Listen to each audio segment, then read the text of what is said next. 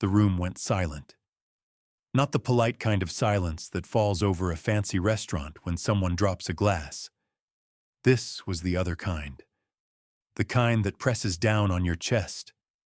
The kind that makes everyone forget they were chewing. Simone Carter stood in the middle of the Garnet Room, Atlanta's most expensive private dining hall, still wearing her waitress uniform. Her apron slightly crooked her hands at her sides. Her stomach was round and full at 6 months. She didn't flinch. She didn't look away. She looked directly at Brandon Whitfield. He was seated at the head of a 12-person table. 3 investors, 2 board members, a city councilman. All of them frozen forks in the air, eyes wide. Brandon's hand tightened around his wine glass. Simone spoke clearly, loud enough for the whole room to hear. "Mr. Whitfield, this baby is yours, and I think everyone at this table deserves to know that." The wine glass slipped from Brandon's fingers. It didn't shatter. It just landed. A quiet thud on white linen. Nobody moved, but what nobody in that room knew, not Brandon, not the investors, not even Simone herself, was that a little boy standing outside the rain-streaked window had just heard every single word. Before we go any further, if you are new here, welcome. This is the kind of story that will make you put your phone down and just listen. Make sure you subscribe so you never miss a story like this one. And drop a comment right now telling me where you are watching from and what time it is there. I love knowing who is in this community with me. Now, let's go back to the beginning. Because nothing about that moment in the Garnet Room happened by accident. Simone Carter was not a woman who made careless decisions. That was the first thing you needed to understand about her. At 28 years old, she had learned the hard way more than once that every choice carries a price. So she measured her steps. She thought 3 moves ahead. She did not raise her voice unless she had already calculated exactly what raising it would cost her.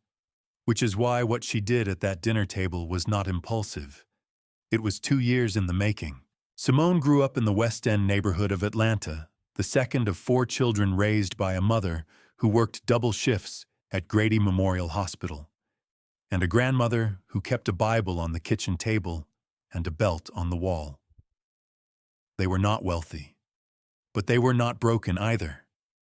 They were the kind of family that held together through sheer stubbornness and deep, quiet love. Simone was the sharp one. Everyone said so. Her 3rd-grade teacher said so. Her high school debate coach said so. And Emory University School of Law said so loudest of all when they offered her a full scholarship at age 22, placing her in the top 5% of her incoming class. She had a plan. Graduate, pass the bar, work in civil rights law, change something real. Then came the night of October 14th. She had been walking home from the library just after 11 p.m., cutting through the corner of Peachtree and 5th. It was raining lightly. She had her backpack on her shoulder and her headphones around her neck. She was thinking about a brief she had to finish by Friday. She never saw the car coming. Later, the hospital report would say 3 fractured ribs, a torn ligament in her left knee, a mild concussion. It would say patient was struck by a vehicle while crossing intersection. It would not say whose vehicle. It would not say that the car had run a red light. It would not say that a man in a dark suit had stepped out of that car, looked at Simone lying on the wet pavement, and then pulled out his phone not to call 911, but to make a different call entirely. By the time the ambulance arrived, that car was gone. 8 days later, a lawyer named Garrett Cole appeared at her hospital bedside. He placed a manila envelope on her blanket and explained in a very calm and professional voice that his client wished to offer her $8,000 as a gesture of goodwill in exchange for a signed agreement that she would not pursue any legal action related to the incident. He said the amount was generous given the circumstances. He said it with the tone of a man who had done this before and expected no resistance. Simone was still on pain medication. Her mother was in the hallway crying. Her knee was wrapped in bandages, and her ribs made it hurt to breathe. She signed. She lost her scholarship 3 weeks later, missed too many classes, fell behind on her coursework, could not catch up. The dean's office was sympathetic but firm. The slot was given to someone else. Just like that, 4 years of planning collapsed in a single semester. She never forgot Garrett Cole's face. She never forgot the way he set that envelope down, not with apology, not with guilt, but with the casual efficiency of a man disposing of a minor inconvenience. 14 months after the accident, Simone took a job at the Garnet Room. It was not the life she had imagined, but the tips were good, the shifts were predictable, and the manager, an older woman named Diane, treated her staff with basic human dignity, which was more than she could say for 3 other places she had tried. What Simone did not know when she accepted the job: the Garnet Room sat inside a building partially owned by Whitfield Capital Group. She would not learn that until much later. Brandon Whitfield came in on a Tuesday night in late January, not for a meeting, not for an event, just dinner. Alone, which was unusual for a man like him. He was 44, broad-shouldered, handsome, in the way that expensive suits and confidence can manufacture. He had been on the cover of Atlanta Business Chronicle twice. He had a foundation that put his name on youth centers. He smiled easily and tipped 20%, which Simone noted, because not everyone at those tables did. They talked briefly. He asked how long she had worked there. She told him. He asked if she liked it. She said it paid her rent, which made him laugh. He left. She cleared his table and did not think much more about it. He came back the following Tuesday, and the one after that. By the 4th week, he stayed until closing. By the 6th, they had exchanged numbers. He never recognized her. Not once. She had been soaking wet and unconscious the night his car hit her. To him, she was simply a woman he had met at a restaurant, sharp, composed, a little guarded. He found that quality attractive. He told her so. Simone listened. She smiled carefully, and she waited. She was not waiting for love. She had stopped believing in Brandon Whitfield's version of love before she ever knew his name. She was waiting for information. Because 6 months after his first Tuesday at the Garnet Room, she had pulled the original police report from the accident using what remained of her legal training and a contact at the city clerk's office, and found something that should not have been there. A redaction. A name blacked out. A vehicle registration removed. Someone had cleaned that file, carefully, professionally, and then she found the billing records from Garrett Cole's firm public court filings, easy enough to trace if you knew how to read them. Whitfield Capital. October, the same month. A lump sum payment marked simply Settlement Personal Matter. $8,000. Her $8,000. She knew then exactly who Brandon Whitfield was. Rochelle Simmons had been Simone's closest friend for 5 years. They had met in a night class at Georgia State, bonded over bad coffee and worse professors, and ended up sharing an apartment on Campbellton Road. Rochelle was funny and warm and loud in the best possible way. She brought Simone soup when she was sick. She celebrated every small victory. She said all the right things. What Simone could not see, what she would not see until it was almost too late, was what Rochelle did the moment Simone turned her back. The way her fingers moved quickly across her phone screen, the way she angled the screen away, the slight, careful pause before every question she asked. "Simone, do you have any documentation, like anything in writing?" Simone had thought it was concern, and then there was Darius, 11 years old. small for his age with his father's wide eyes and his mother's stubborn chin. He sold newspapers at the corner of Peachtree and Auburn every morning before school, and most evenings he sat on the back steps of the garnet room eating whatever bread or soup Simone brought out to him after her shift. He called her Miss Simone. She called him D. He always had a small black USB drive in his jacket pocket. He had carried it for 2 years, without knowing exactly why, only that his father had pressed it into his hands, in the back of an ambulance, eyes half-open, voice barely above a whisper. "Don't lose this, baby. Don't ever lose this." Those were the last clear words Marcus Webb ever said to his son. What Simone didn't know, what she couldn't have known, was that the man she was about to confront had already been warned. Someone had told him she was coming. The morning after the garnet room, Simone woke up before her alarm. She lay still for a moment, one hand resting on her stomach, staring at the ceiling. The apartment was quiet. Rochelle's door was closed. Outside, Atlanta was already moving. She could hear the distant sound of traffic, a garbage truck, someone's radio 2 floors down. She had slept 4 hours, maybe less. She got up slowly, the way she always did now, carefully favoring her left side, the knee that had never fully healed, giving its usual morning protest. She put on water for coffee and stood at the kitchen window watching the street below come alive. She told herself last night had gone the way it was supposed to go. She had spoken. She had been heard.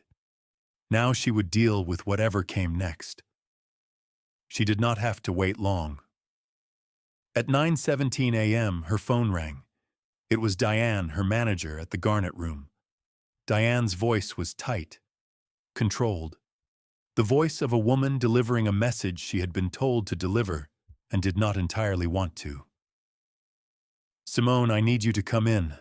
Not for a shift. Just come in." Simone arrived at 10.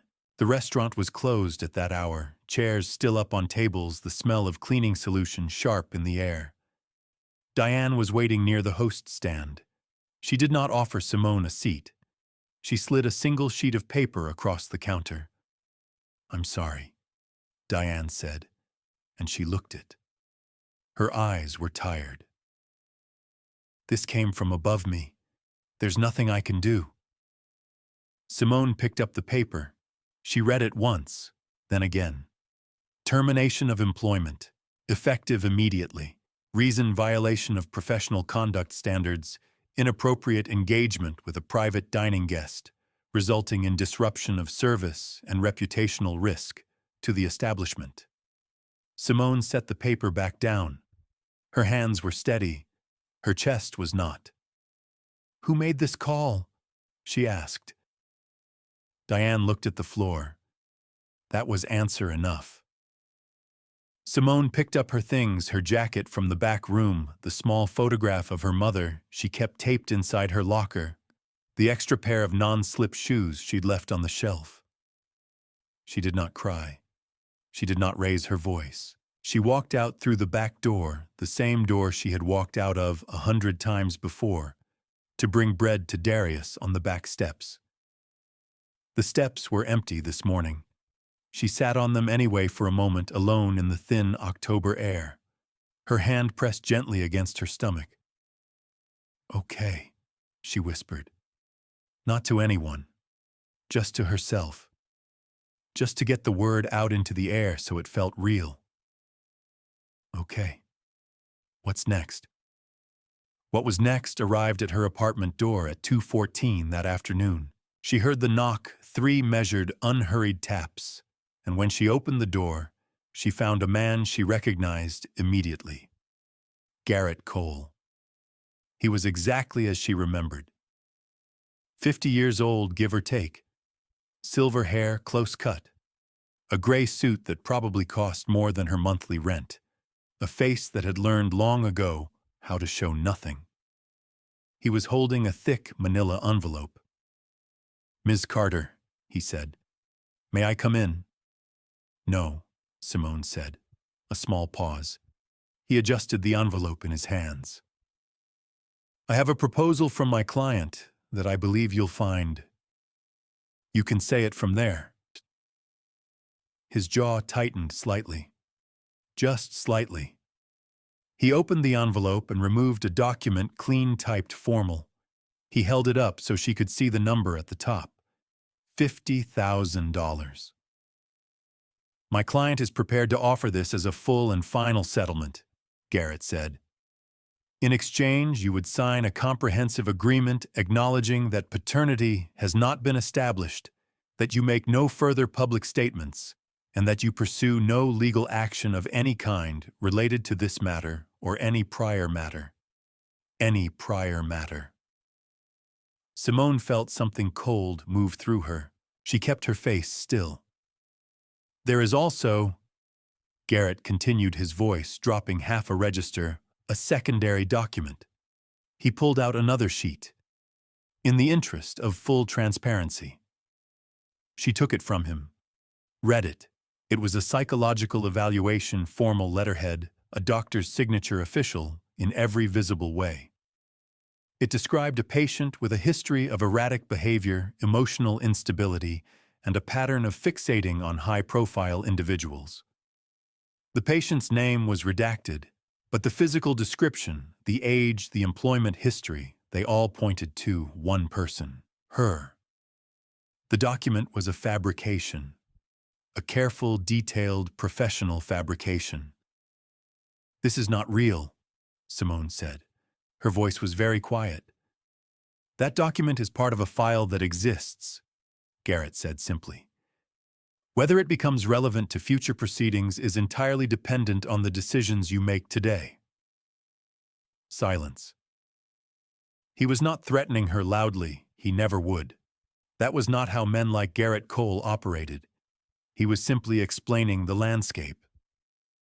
Here is what you have. Here is what we have. Here is the number. Choose. Simone handed both documents back to him. Get away from my door, she said. She spent the rest of the afternoon making calls.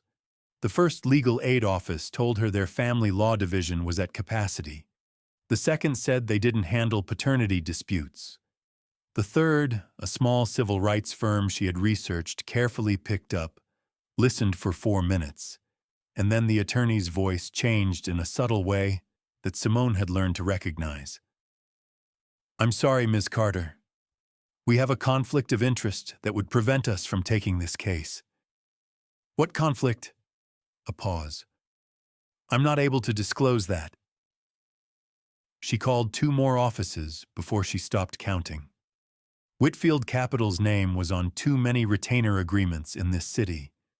It was like trying to find a door that hadn't already been locked from the other side. By 7 p.m., she was sitting on the kitchen floor, back against the cabinet, shoes still on. She had not eaten since morning. The apartment was dark, except for the lamp in the corner. Rochelle was home. Simone could hear her moving around in her bedroom, the low murmur of a television.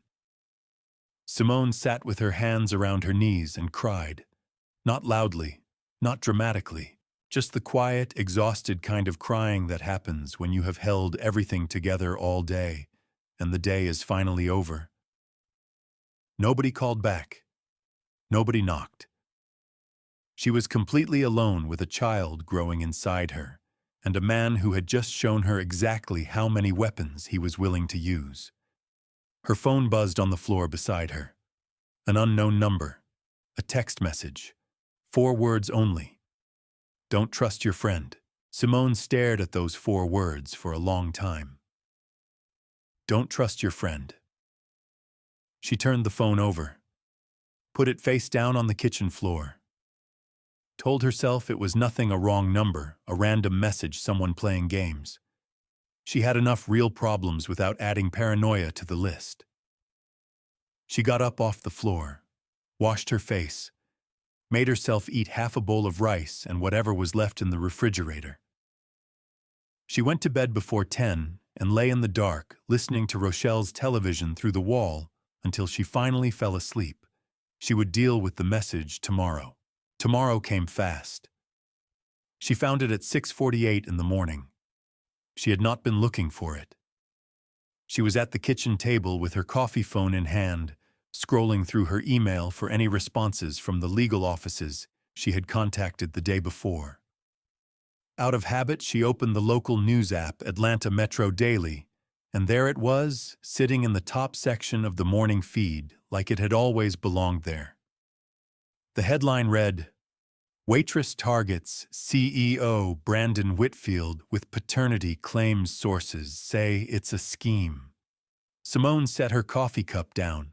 The article was 3 paragraphs long. It did not use her name. It did not have to. It described a female employee recently terminated from a private dining establishment in Midtown, 6 months pregnant, who had allegedly approached a prominent Atlanta business executive during a private dinner and made what sources described as calculated and unsubstantiated accusations. The article quoted one anonymous source, saying the woman had a history of seeking attention from wealthy men. Another source called the incident a transparent attempt at financial exploitation. Beside the article was a photograph. It had been taken from a distance, slightly blurred, the kind of image a phone camera produces through glass in low light. It showed the back entrance of the Garnet Room. A woman in a waitress uniform, her profile visible, her stomach clearly round, walking toward the building. Someone had been watching the back entrance. Someone had taken that photograph and sent it to a reporter before last night was even over. Simone read the article twice. Then she put the phone down and pressed both palms flat against the table and breathed.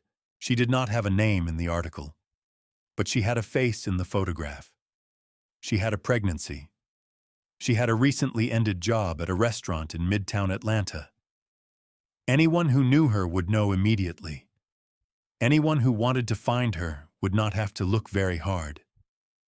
Rochelle appeared in the kitchen doorway at 7:15, hair-wrapped, wearing an oversized sweatshirt, eyes still soft with sleep.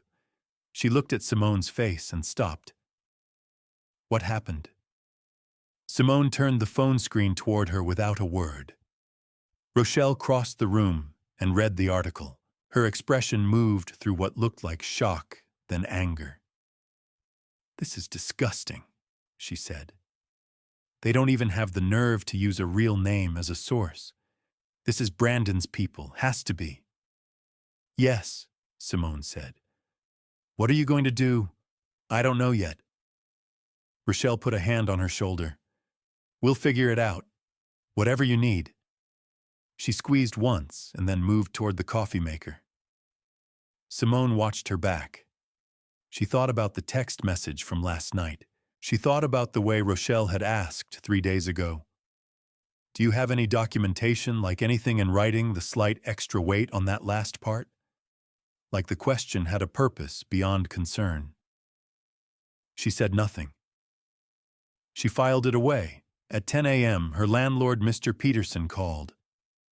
He was a mild-mannered man of 60 who had always been fair with her, let her pay late twice without penalty, fixed the heating unit in February without complaint. His voice on the phone was uncomfortable in a way she had never heard from him before. "Simone, I've had some calls from other tenants about the article online." A pause. "I'm not saying I believe any of it, but this building is. I run a quiet building. I don't want trouble. Mr. Peterson, that article doesn't use my name." "No, but some people in the building recognized you from the photo, and I've had 3 calls this morning." Another pause. "I'm not giving you notice. I just want you to know the situation." She thanked him calmly and ended the call. She sat very still for a moment. Then she opened her laptop and searched for Atlanta Metro Daily, found their contact page, found the journalist's name attached to the article. A man named Craig Ellison. She searched Craig Ellison and found his previous work, mostly business reporting, corporate profiles. She searched Craig Ellison and Whitfield Capital. Third result, a profile piece on Brandon from 14 months ago. Glowing, extensive, byline Craig Ellison. Of course, she needed air. She put on her coat and walked. The October morning was cool and gray, the kind of Atlanta fall day that couldn't decide if it wanted to be summer or winter. She walked without a destination, just moving, letting the physical rhythm of it settle something in her chest. She ended up near Auburn Avenue, passing a newsstand on the corner of Peachtree. She almost didn't look up at the television mounted in the window of the insurance office she was passing, but something made her stop. Brandon Whitfield's face was on the screen. He was seated across from a morning show anchor, relaxed and composed, wearing a navy suit. The chyron at the bottom of the screen read, Brandon Whitfield, CEO, Whitfield Capital Group, launching new youth initiative. Simone stood on the sidewalk and watched through the glass. The anchor was smiling warmly. Tell us about the Whitfield Youth Foundation. Brandon leaned forward slightly, the way people do when they want to seem sincere. Atlanta's young people deserve every opportunity, he said. We're committed to making sure that no child in this city falls through the cracks because of circumstance or zip code. The anchor nodded. Truly inspiring. Simone stared at his face on that screen, the easy smile, the practiced sincerity, the comfortable authority of a man who had never once worried that his version of events would not be believed. Then her eye caught something else in the frame. On the coffee table between Brandon and the anchor, slightly out of focus but visible, a glossy magazine, Atlanta Social. And on the cover, just barely readable, two figures, a man and a woman, formal attire, smiling. She couldn't read the full caption from where she stood, but she could read the woman's name beneath the photo. Simone, Camille Rhodes. Simone looked at Brandon on the screen, then at the magazine, then back at Brandon. Something clicked into place, something cold and clarifying. She turned and walked faster. She needed to think. She needed to think right now. But when she rounded the corner back toward her block, she stopped completely. A man was walking out of her building's front entrance, gray suit, silver hair, unhurried steps. Garrett Cole. He had not been there to see her. She had not buzzed him in, which meant someone else had. Simone did not go inside immediately. She stood half a block away and watched Garrett Cole walk to a black sedan parked at the curb. He did not look around. He did not hurry. He folded himself into the passenger seat with the calm efficiency of a man who had just completed a routine errand, and the car pulled away without drama. She counted to 30. Then she went inside. Rochelle was in the living room, sitting on the couch, legs folded under her phone, face down on the cushion beside her. She looked up when Simone came in. Her expression was arranged carefully. Concern, warmth, the familiar face of a friend. Hey, you were gone a while. You okay? Fine, Simone said. She kept her voice easy. Did anyone come by? A beat, half a second. The kind of pause that wouldn't mean anything if you weren't already watching for it. No, Rochelle said. Why? Just asking. Simone went to her bedroom and closed the door. She sat on the edge of her bed and pressed her hands together and made herself think clearly. Garrett Cole had been in her building. Rochelle said no one came by. Either Garrett had visited another tenant, possible, unlikely, or Rochelle was lying. And if Rochelle was lying about something this specific, this small, this easily checked, she thought about the text message again. Don't trust your friend.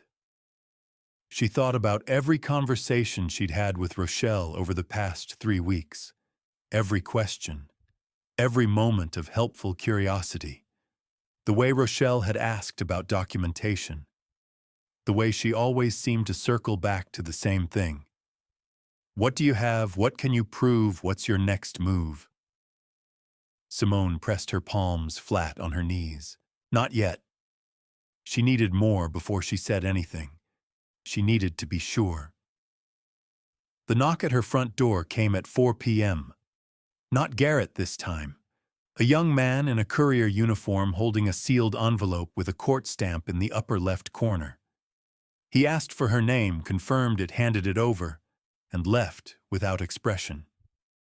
Simone stood in the doorway and opened it. She read the first page, then the second. Then she sat down on the floor, right there in the open doorway, back against the frame, because her legs simply stopped cooperating. It was a petition, filed that morning in Fulton County Family Court. Petitioner Brandon Antoine Whitfield. Respondent Simone Denise Carter. Brandon was not denying the child. He was claiming her. The petition sought full legal and physical custody of the unborn child to be transferred to the petitioner immediately upon the child's birth. The grounds listed were detailed, and deliberate respondent has no stable housing. Respondent has no current employment. Respondent has a documented history of psychological instability as supported by attached clinical evaluation. Respondent has demonstrated a pattern of erratic and threatening behavior as evidenced by the public incident at the Garnet Room on the evening of October 9th. The attached clinical evaluation was the same fabricated document Garrett had shown her the day before. Except now it had a case number. Now it was filed. Now it was official. Simone read the whole thing twice. Every word. He had not run from the paternity claim. He had walked straight toward it, arms open, and then used the embrace to pin her down. She understood now with absolute clarity what she was dealing with. This was not a man who panicked. This was not a man who made mistakes under pressure. This was a man who, when cornered, immediately found a way to make the corner someone else's problem. She had miscalculated. She had thought the public declaration would force his hand, embarrass him, pressure him, give her leverage. Instead, he had taken her move and turned it inside out. She was no longer the person making an accusation. She was now the defendant in his story. He was going to take her baby. The thought landed like something physical. She pressed one hand hard against her stomach. No, she thought. No. She did not sleep that night. She lay in the dark and thought and planned and discarded plans and started over. At some point after 2 a.m., she heard Rochelle's phone buzz through the wall. Once. Twice. Then Rochelle's voice, very low, very careful, the particular hush of someone trying not to be heard. Simone got up quietly, moved to the wall, pressed her ear against it. She could only catch pieces. Rochelle's voice. The words, "She hasn't signed anything. I don't think she has a lawyer yet. Yes, I'll let you know." Simone stood against that wall for a long time after the voice stopped. She felt something happen inside her chest, not anger, not yet. Something quieter than anger. Something that felt like a door closing. She went back to her bed. Lay down. Stared at the ceiling. She thought about the 5 years she and Rochelle had been friends. The night classes. The bad coffee. The apartment they'd built into something that felt like home. She thought about the soup Rochelle brought her when she had the flu last winter, and the way Rochelle had cried at her bedside in the hospital after the accident, holding her hand. Had any of it been real? Some of it maybe. Probably some of it. People were rarely one thing entirely. But it didn't matter right now. What mattered right now was that the person she had trusted most in the world had been feeding information to the man who was trying to destroy her. She did not cry. She was too tired to cry. She just closed her eyes and waited for morning. Morning came gray and cold. Simone was already dressed when she heard movement in the kitchen. She waited until she heard Rochelle leave for her shift at the salon. Then she got her coat, her bag, and she went outside. Darius was at his usual corner, bundled in a too large jacket, a stack of newspapers wedged under one arm. He saw her coming and raised a hand. "Miss Simone, you look tired." "Good morning to you too, Dee," she said. He handed her a paper automatically. She always bought one, always paid him double. But this morning he didn't go back to his stack. He stood there looking at her with his father's wide, serious eyes, turning something over in his mind. "Miss Simone," he said, "can I ask you something?" "Go ahead." "The man you went to that dinner for, the one from the news." He said it carefully, the way children say things when they have been thinking about them for a long time. "His name is Whitfield." Simone went still. "Yes," she said slowly. "Why?" Darius was quiet for a moment. He looked down at the sidewalk, then back up at her. Something shifted in his expression, something older than 11 years had any right to look. "I need to talk to you," he said, "about my father and about Mr. Whitfield." He reached into his jacket pocket and pulled out a small black USB drive. Simone looked at the USB drive in Darius's hand. It was small. Worn black plastic, one corner slightly chipped, the kind of thing you could buy at any drugstore for a few dollars. It looked like nothing. It looked like something a child would carry around and forget about. But the way Darius held it, two fingers careful, like it was made of something that could break, told her it was not nothing at all. "Where did you get that?" she asked. "My father gave it to me," Darius said. "The night he died, in the ambulance. He put it in my hand and told me don't ever lose it." He paused. "I never did." Simone crouched down, slowly bringing herself to his level. The morning traffic moved behind them. Someone honked 2 blocks over. The world kept going at its regular speed, while the two of them stood completely still on that corner. "Dee," she said quietly, "tell me about your father." His name was Marcus Webb. Darius told it the way children tell hard things, plainly, without decoration, the facts laid out in a straight line, because that is the only way to get through them without falling apart. His father had driven a taxi for 11 years. He worked 6 days a week, sometimes 7. He was saving money for Darius's school. He wanted his son to go to a good high school, then college, a real one, not just any one. And he talked about it the way other men talked about sports, with specific detail and genuine excitement, like it was already happening, and he just needed to get there. On the night of October 14th, Marcus Webb was working a late shift. He picked up a fare near Buckhead, dropped them off, and was heading back toward downtown. At the corner of Peachtree and 5th, a car ran a red light and struck his taxi on the driver's side. The impact killed him within the hour. The police report said mechanical failure. Single vehicle incident. No other cars involved. "But there was another car," Darius said. His voice did not waver. "I know because my father always ran his dashcam. He showed it to me once, said it was his insurance policy. Said if anything ever happened, the camera would tell the truth, even if nobody else would." Simone felt the back of her neck tighten. "The camera was still running," Darius continued. "My father was conscious for a little while after the crash. Not long, but long enough. He must have known what the camera had. He must have known what it meant. So he took it out." He looked down at the USB in his hand. "And he gave it to me." The silence between them lasted several seconds.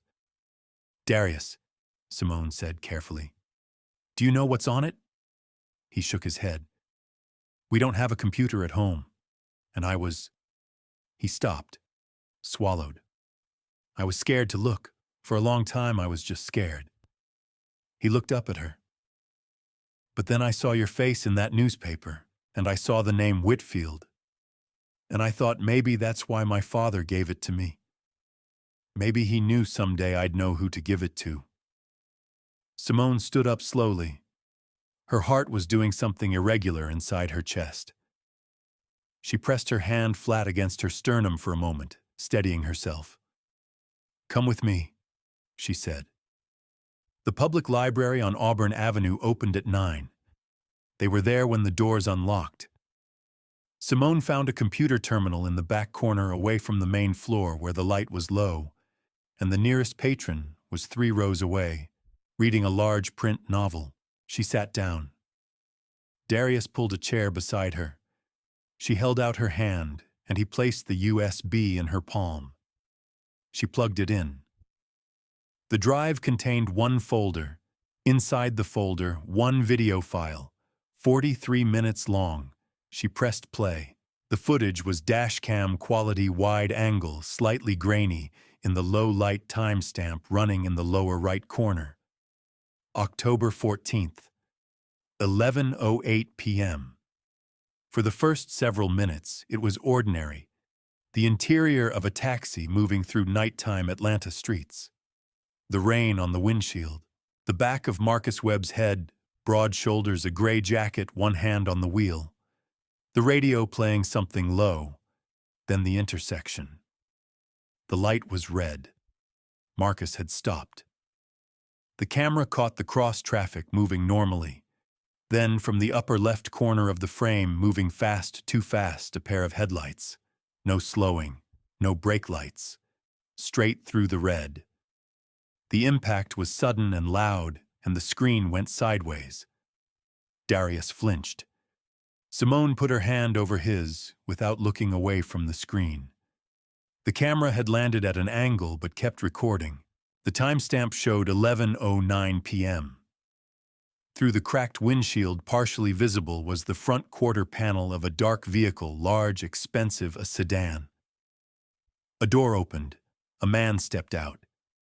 He was well-dressed, dark coat.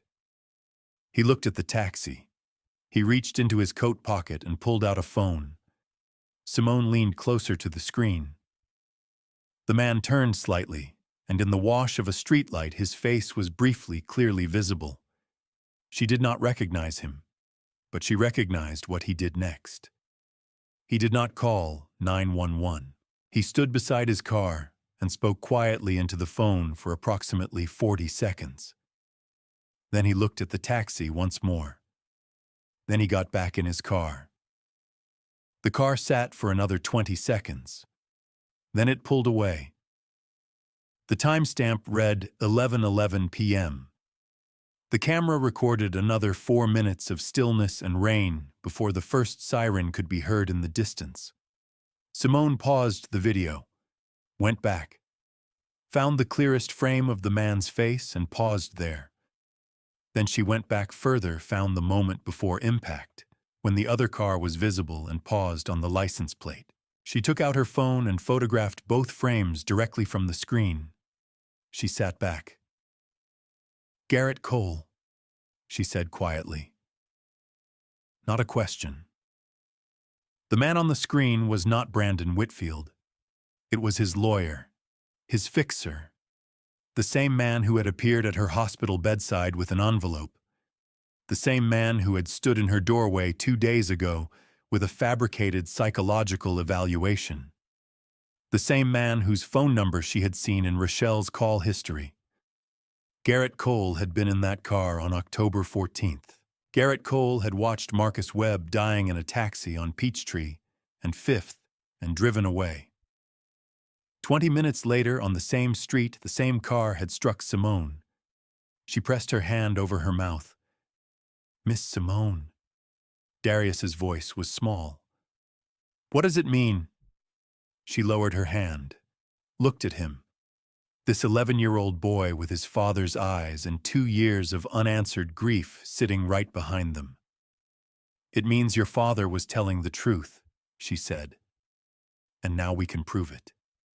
She copied the video file to her phone, removed the USB, and handed it back to Darius. He held it in both hands this time. They walked out of the library into the gray morning. Simone's mind was running fast, legal procedure evidence handling chain of custody, all the things she had learned and then been forced to set aside were coming back now with sharp clarity. She needed a lawyer, a real one that Whitfield Capital had not already reached. She needed someone who was not afraid, and she needed to deal with Rochelle. Tonight. Before another word left that apartment, she walked Darius back to his corner, made sure he had eaten he hadn't. So she bought him a sandwich from the cart on the next block and told him to go to school and not to talk to anyone about the USB. Not anyone? She repeated.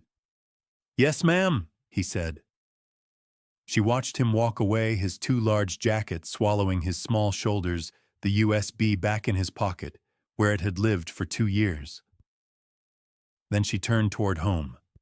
She did not notice the black SUV parked across the street. Its engine was running. It had been there for 20 minutes. Simone walked home with her head down and her mind moving fast. She did not look at the black SUV. She did not look at anything except the sidewalk in front of her feet. She was already building the sequence in her head, what she had, what she needed, what order things had to happen in. The video, the license plate, Garrett Cole's face, the fabricated psychological evaluation, the custody petition filed on fraudulent grounds, the $8,000 settlement from 2 years ago. All of it connected, all of it pointing in the same direction. She just needed someone who could hold it all together in a courtroom, someone Whitfield Capital hadn't already bought. She found Rochelle in the kitchen when she got home earlier than expected, still in her salon jacket. Rochelle looked up and smiled, that familiar, warm, easy smile that Simone had trusted for 5 years. Simone set her bag down on the table. She did not sit. She stood across from Rochelle and looked at her directly and said without preamble, "How long?" Rochelle's smile stayed in place for exactly 2 seconds too long. Then it fell. "Simone, how long have you been talking to Garrett Cole?" The kitchen went very quiet. The refrigerator hummed.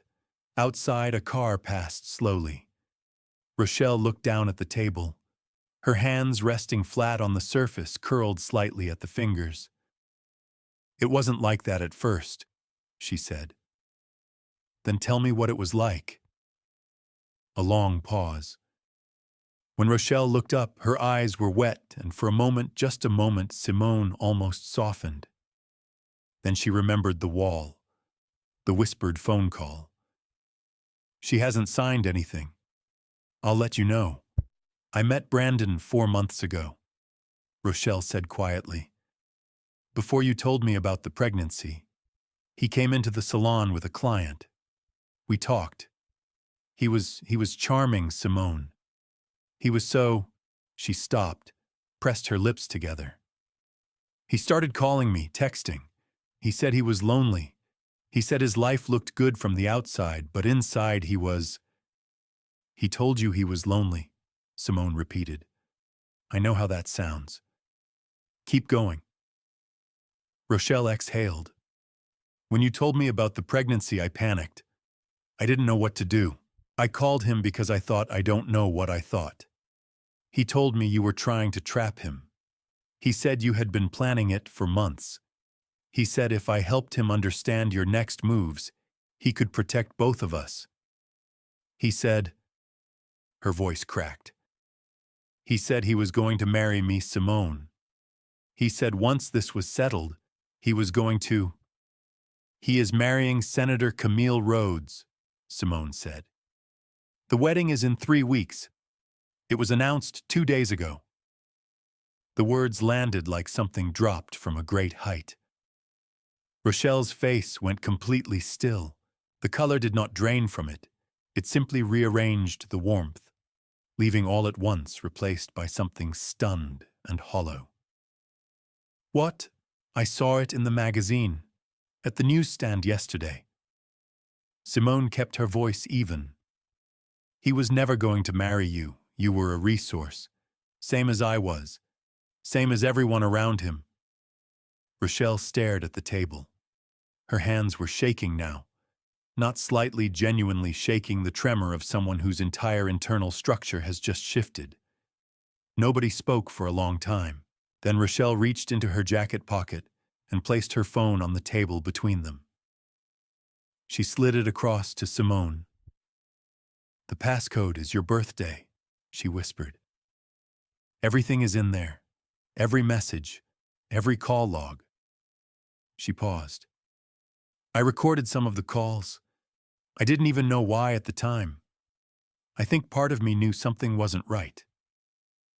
Simone looked at the phone, then at Rochelle. "There's something else," Rochelle said. Her voice was barely above a whisper now. "He sent a message to Garrett 3 days ago. I saw it because Garrett accidentally copied me on a reply. I think he forgot I was on their thread." She reached over and unlocked the phone herself, navigated to a screenshot, and turned the screen towards Simone. It was a text message. Brandon's name at the top. The message read, "Make sure the paternity case buries her before the wedding. I don't care how. Use the psych file. Use whatever you have. Just make sure she is not a story anyone wants to hear by the time Camille and I walk down that aisle." Simone read it once, twice. She took the phone, went to her bedroom, and photographed the screenshot. Then she came back and set the phone on the table. She looked at Rochelle for a long moment. Rochelle was crying now, quietly, shoulders drawn in the small, defeated crying of someone who has just seen themselves clearly and doesn't like what they found. Simone did not comfort her, but she did not turn away either. "I need you to send me everything," Simone said. "Every message, every recording, every screenshot. Can you do that?" Rochelle nodded without speaking. "Then do it now." By that evening, Simone had a folder on her phone containing 47 text messages between Rochelle and Garrett Cole, 6 call recordings, 3 screenshots of Brandon's direct messages, and the 2 photographs she had taken from the library screen, Garrett Cole's face and the license plate of the car that had killed Marcus Webb and shattered Simone's knee on the same rainy night 2 years ago. She sat at the kitchen table with all of it and thought about who she needed. Then she remembered a name, a woman she had studied in her second year of law school, not as a professor, but as a case study. A civil rights attorney who had won 3 consecutive verdicts against major Atlanta corporations in a 5-year span. A woman known for 2 things: she was brilliant and she did not lose. Her name was Imani Lawson. Simone had never met her, but she had read every brief the woman had ever filed that was in the public record back when she was still a student, and believed she was going to be doing that same work herself someday. She found the firm's website, found the contact number. It was 8:17 p.m. She called anyway. It rang 4 times.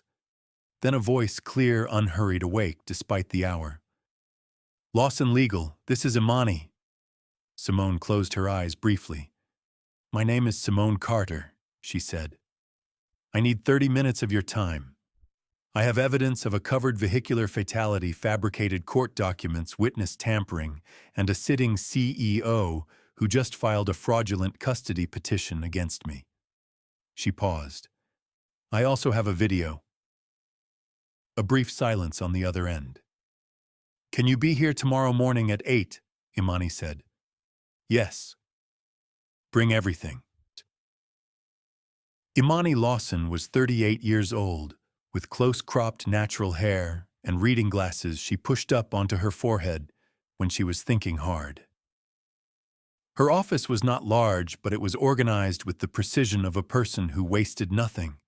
No space, no time, no words. She spent 90 minutes going through everything Simone had brought. She watched the dashcam video twice. She read every message. She examined the fabricated psychological evaluation against its supposed clinical source. She read the custody petition line by line. When she finished, she took off her glasses and set them on the desk and looked at Simone steadily. "You don't have one case," she said. "You have three." Simone felt something loosen in her chest, something that had been locked down for so long she had almost forgotten it was there. "How long to build them?" she asked. "I already know who to call at GBI," Imani said. "They have an open file on Garrett Cole, insufficient evidence never prosecuted. Your video is the piece they've been missing for 2 years." She picked up her pen. 3 days before his wedding, we file everything simultaneously, civil and criminal. All 3 cases same morning. Simone nodded slowly. "Then let's begin," she said. 3 days before Brandon Whitfield's wedding, Imani Lawson walked into the Fulton County Courthouse and filed everything. The morning Imani filed, Brandon Whitfield was having breakfast. He was at the Lowe's Atlanta Hotel 23rd floor, sitting across from his future mother-in-law and 2 of Camille's senior campaign advisors. The rehearsal dinner was that evening. The wedding was tomorrow. Everything had been arranged with the kind of precision that only very serious money and very serious ambition could produce the venue. The guest list, the press access, the seating chart that placed 3 city council members and a federal judge within easy conversation distance of the bride and groom. Brandon was relaxed. The Simone situation, as Garrett had assured him twice in the past 72 hours, was being handled. The custody petition was moving. The psych file was filed. Her rental situation was unstable. Her employment was gone, and she had not managed to secure legal representation through any firm in Atlanta that mattered. By the time the case reached a hearing date, she would be exhausted, isolated, and without resources. That was the plan. Brandon cut into his eggs and listened to Camille's mother talk about the floral arrangements. His phone buzzed. He glanced at it briefly, a news alert, probably nothing, and then looked again. Breaking: GBI opens criminal investigation into Whitfield Capital CEO vehicular fatality cover-up alleged. He set down his fork. The Georgia Bureau of Investigation arrived at the offices of Whitfield Capital Group at 9:41 a.m. They came with a court order, 2 agents in plain clothes and a third in a GBI jacket, who carried a hard case containing evidence collection equipment. They presented the order to the receptionist, who called the building manager, who called the head of security, who called the company's in-house counsel, and by the time all those calls had been made, the agents were already in the elevator. They went to Garrett Cole's office first. Garrett was at his desk when they walked in. He looked at the court order. He looked at the agents. His face did not change expression, but his right hand resting on the desk pressed flat against the surface in a way that suggested his body was doing something his face was not willing to show.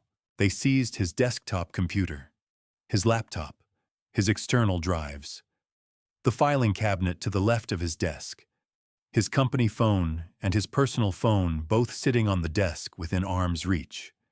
Then they asked him to stand. Garrett Cole was escorted out of the Whitfield Capitol building in handcuffs at 10:17 a.m. He walked through the main lobby, past the reception desk, past the seating area where 2 clients were waiting for morning appointments, past the large glass doors that opened onto Peachtree Street in his gray suit. His silver hair, his hands bound behind him. He did not say a word, not one. The lobby was very quiet as he passed through it. At 11 a.m., Atlanta's Channel 4 evening news team received a package from Imani Lawson's office. It contained a press release, a legal summary of the 3 cases filed that morning, and one attachment, a video file 43 minutes long dashcam quality time-stamped, October 14th, 11:08 p.m. By noon, the clip had been edited to its most critical 90 seconds and cleared by the station's legal team. By 2 p.m., it was running on the afternoon broadcast. The Chiron read, "Dash-cam footage. Shows Whitfield attorney leaving scene of fatal crash victim's son preserved evidence for 2 years." The broadcast showed the intersection. The red light, the impact, the well-dressed man stepping out of the car, making a phone call, getting back in, driving away. It showed the timestamp. It showed the empty street in the rain and the sound of the taxi's hazard lights blinking in the silence after the car had gone. Then, it cut to a photograph of Marcus Webb, a man in his 40s, broad shoulders, a gray jacket, a wide, easy smile, his arm around a young boy with his father's eyes. Atlanta stopped for a moment. Senator Camille Rhodes was in her suite at the Loews Hotel 3 floors below, where Brandon had eaten breakfast, when her chief of staff knocked and entered without waiting. He placed a tablet on the dressing table in front of her. She watched the 90-second clip without speaking. Then she read the legal summary Imani's office had released. Then she set the tablet down and looked at her reflection in the mirror for a long moment. She picked up her phone and called Brandon. It rang 6 times. No answer. She called again. 4 times. No answer. She set the phone down. Looked at her chief of staff. He said nothing. He did not need to. "Cancel the rehearsal dinner," Camille said quietly. "And get me the communications team." Brandon found Simone's address the way powerful men find things when they are desperate quickly through channels that should not exist, using favors that should not be called in. He arrived at her building at 4:30 p.m. in a car he was driving himself, which was unusual. No driver, no security. He knocked on her door. Simone had been expecting this. Not today specifically, but she had known it was coming the moment when everything collapsed around him and he would appear at her door looking for a negotiation. Men like Brandon always came looking for a negotiation. It was the only language they knew. She opened the door. He looked different than he had in the Garnet room. The suit was still good. It was always a good suit. But something underneath it had shifted. The easy authority was still there, but it was working harder now, like a generator running on backup power. "Simone," he said. His voice was low, controlled. "Can we talk?" She looked at him. She took in the whole of him, the man who had run a red light, and paid $8,000 for the inconvenience, the man who had taken her declaration of pregnancy and turned it into a weapon against her, the man who had built a youth foundation and smiled on television while plotting to take her child. "You had 2 years to talk to me," she said. "You sent a lawyer." He stepped forward slightly. "I can drop the custody petition. I can make a statement, correct the record on the article. I know you can," Simone said. "Then let's find a way to juke him, Brandon." He stopped. "It's not mine to negotiate anymore," she said. "It never was. You made sure of that when you filed fabricated documents in a court of law." She paused. "You don't get to come here and find a quiet way out. That's not what's happening now." He stared at her. For just a moment, just one unguarded second, something moved across his face that might have been genuine. Regret, maybe. Or the closest thing to it that a man like him could produce. Then it was gone. He stepped back. He turned toward the stairs, and that was when he saw Darius. The boy was sitting on the bottom step of the stairwell, backpack on his lap, waiting for Simone the way he sometimes did after school. He looked up at Brandon with his father's wide, serious eyes. Brandon recognized him. She could see it happen, the slight recoil, the jaw tightening, the involuntary step back. He opened his mouth, Nothing came out. Darius looked at him for a long, steady moment. Then he said quietly and clearly, the way his father had taught him to speak, "Look people in the eye, son, and say what's true." My father had a name. It was Marcus Webb. He did not say it with anger. He did not need to. He said it the way you plant something in the ground, firmly, with the full expectation that it will grow. Brandon Whitfield walked out of the building without another word. The door closed behind him. The stairwell was very quiet. Simone sat down on the step beside Darius. Neither of them spoke for a while. Outside, she could hear the city moving traffic voices, the ordinary sound of Atlanta living its life. "You okay?" she asked finally. Darius nodded. Then after a moment, "Is it over?" Simone thought about tomorrow, about the courtroom, about Imani, about everything that was still to come. "Almost," she said. The next morning, Brandon Whitfield woke up to find his name on the front page of every newspaper in Georgia. The day of Brandon Whitfield's wedding arrived gray and cold. The flowers had already been delivered to the venue, 300 white roses, 200 lilies arranged by a florist who had been booked 14 months in advance. The catering staff was setting tables at 7 a.m. The photographer was checking lighting at 8. The string quartet was scheduled to arrive at 9:30. By 9 a.m., the venue coordinator was fielding calls. By 9:15, she was calling the florist to ask about the cancellation policy. Senator Camille Rhodes held her press statement on the steps of her campaign office on Peachtree Street at 9:45 a.m. She wore a dark blazer, no jewelry. Her hair was pulled back.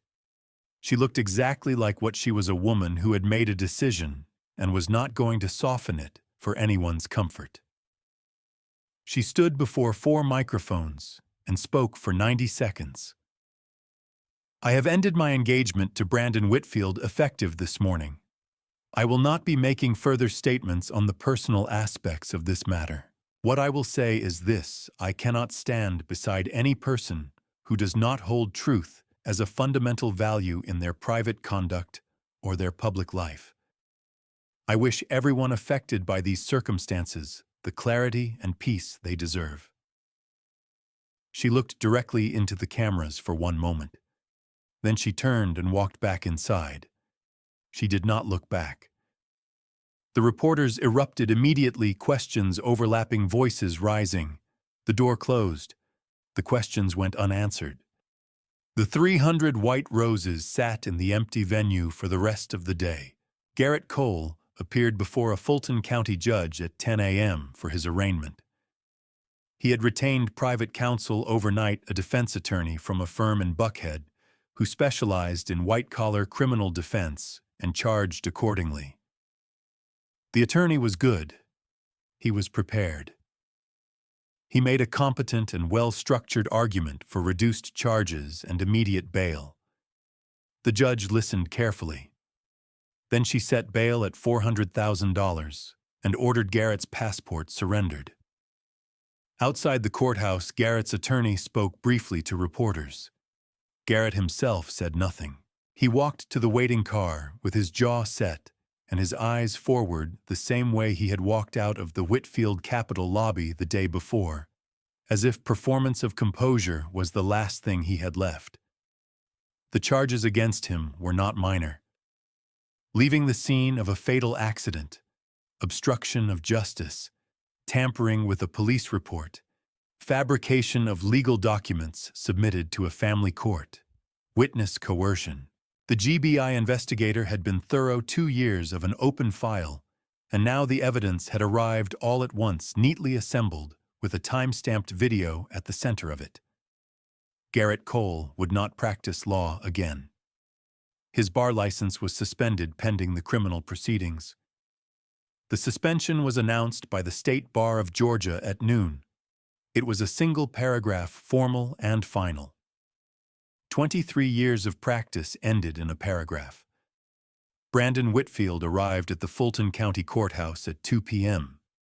He did not arrive in handcuffs. Not yet. He arrived with his own legal team. 3 attorneys walking close, forming the kind of formation that was meant to signal confidence, but mostly signaled the opposite.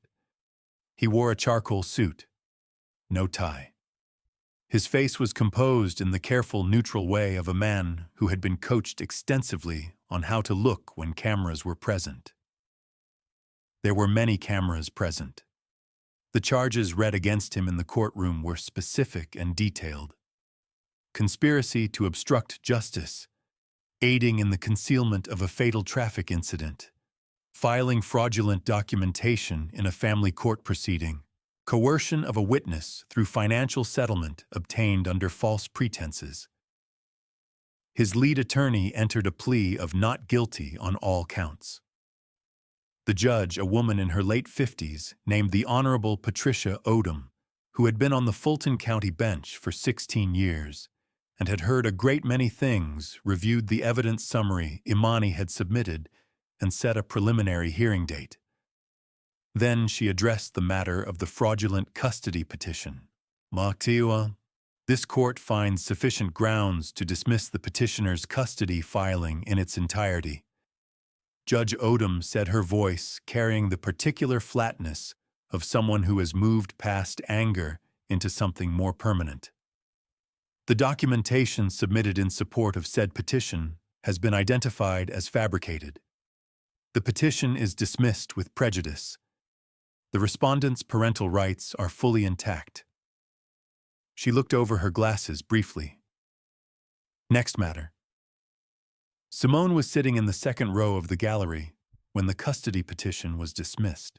She had arrived early with Imani on her left and an empty seat on her right that she had been saving without fully admitting to herself why. At 8:53 a.m., Darius Webb slipped into that seat, his backpack on his lap, his school tie slightly crooked. Having told his aunt he had a very important appointment before first period. Simone straightened his tie without comment. He let her. They sat together through the morning proceedings, through the charges, through the pleas, through the legal machinery, grinding forward the way it was supposed to, but so often did not. When Judge Odom dismissed the custody petition, Simone felt Darius's hand find hers on the armrest between their seats. Small fingers, a firm grip. She held on. She did not cry. She had promised herself she would not cry in that room. She kept the promise barely with the specific effort of a woman who has learned that certain victories need to be received, quietly held close, not performed for anyone else. But her eyes were bright, and her jaw was tight, and for a long moment, she looked at the ceiling of that courtroom, at the high, indifferent ceiling of a building that had seen 1,000 cases and would see 1,000 more, and she exhaled the breath she had been holding for 2 years. Brandon was escorted from the courthouse at 3:15 p.m., pending the posting of his own bail set at $750,000. He walked out through the side entrance as his attorneys had arranged to avoid the main press line. It did not entirely work. There were cameras on both sides. There were reporters calling his name. There was the specific, pitiless exposure of a man whose carefully constructed image was being disassembled in real time in public, with no one available to manage it. The Whitfield Youth Foundation Board issued a statement that afternoon, placing Brandon on indefinite administrative leave, pending the outcome of the legal proceedings. The statement was 3 sentences long and had clearly been written by someone who wanted to be as far from Brandon Whitfield as legally possible, while still maintaining the appearance of due process. 3 of Whitfield Capital's major investors had already issued quiet notices of withdrawal by the end of the business day. The company's stock had dropped 22% since the GBI announcement the previous morning. The board was calling an emergency meeting. The building that had Brandon Whitfield's name on it was already beginning the process of deciding whether it wanted to keep that name. At 4:30 p.m., after the courtroom had emptied and the attorneys had packed their cases and the day's business was concluded, Darius Webb stood on the steps of the Fulton County Courthouse. Imani had asked him if he wanted to give a brief statement not to reporters, but to the court-appointed victim impact coordinator who was documenting the case for the official record. A formal thing, a written thing, something that would exist in the file permanently. He said yes. He stood in a small office off the main hallway, the court coordinator across from him with a notepad, and he spoke for 4 minutes without stopping. His voice was steady. His hands were still. He spoke about his father the way his father had taught him to speak about things that mattered directly without flinching with the full weight of the truth behind every word. He said his father worked 14 hours a day. He said his father talked about his future like it was already real. He said his father did not have insurance or a lawyer or anyone in a position of power who was going to protect him. He said his father had a dashcam. He always said the camera would tell the truth even when nobody else would, Darius said. I think he was right. He paused. I just needed to find the right person to give it to. The coordinator stopped writing for a moment. She looked at this 11-year-old boy, small for his age school tie, slightly crooked father's eyes, and she pressed her lips together briefly before she recovered her professional composure. Thank you, Darius, she said. Yes, ma'am, he said. He walked back out into the hallway where Simone was waiting. She looked at him. He looked at her. You ready? She asked. He picked up his backpack. Yes, ma'am, he said again. And they walked out of the courthouse together into the late afternoon sun, which had finally broken through the gray, arriving late, but arriving nonetheless the way good things sometimes do. What Simone felt on those courthouse steps was not what she had expected. She had imagined in the quiet moments over the past 2 years, lying awake, hand on her stomach, running through worst-case scenarios and best-case scenarios, and everything in between, that justice would feel like something loud, like a door slamming, like a crowd cheering, like the specific, sharp satisfaction of watching a wrong get corrected in real time. It did not feel like that. It felt like setting down something very heavy that she had been carrying for so long she had forgotten what it felt like to stand up straight. It felt like the first full breath after a long illness. Quiet. Private. Entirely her own. She stood on the top step for a moment, the afternoon sun finally warm on her face, and she just breathed. Then she went home and made herself dinner for the first time in weeks, real food, not whatever was quickest, not whatever required the least effort.